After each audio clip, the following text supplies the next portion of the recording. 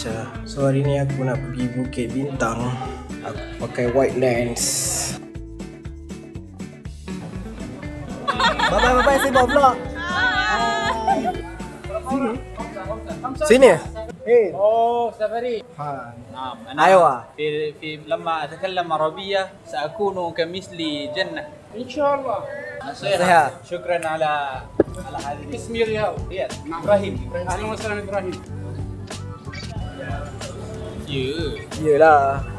Macam tu je. Macam tu je lah.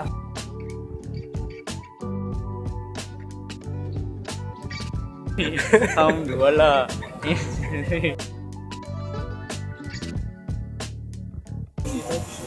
Thank you.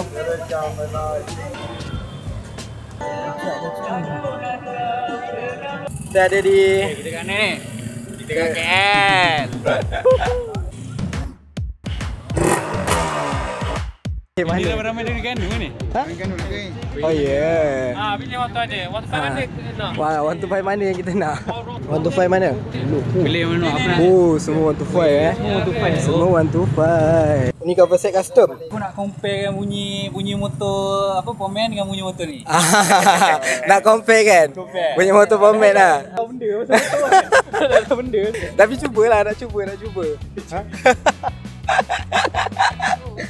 Kau tolong kau. Macam mana kau?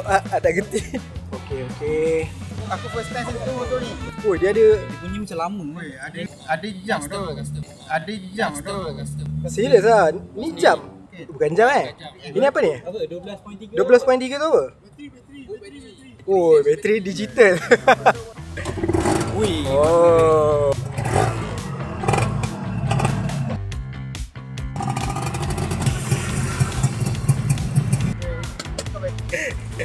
Aku saya buat sendiri. Kamu saya buat sendiri. Aku debong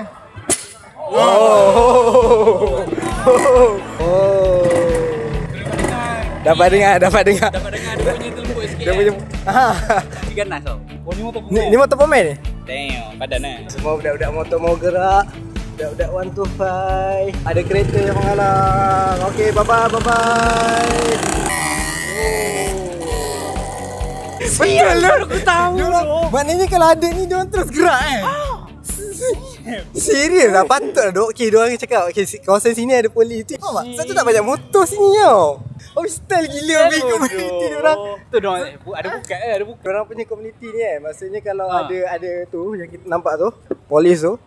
Kalau ada polis tu, automatik geng-geng orang akan bagi tahu info dekat dalam tak tahu lah, tapi diorang kata ada link kan. Diorang ada link, ada komuniti diorang. Beritahu kat sini ada polis, so diorang gerak. Tengok diorang gerak tadi, aku boleh suruh diorang lambai pula Dia macam bagi tahu lah, bagus lah komuniti diorang ni kuat tau.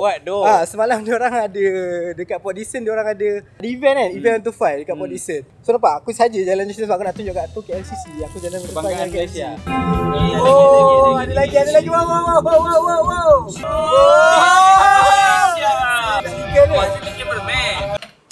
Hari ni kita orang nak pergi ke Perak.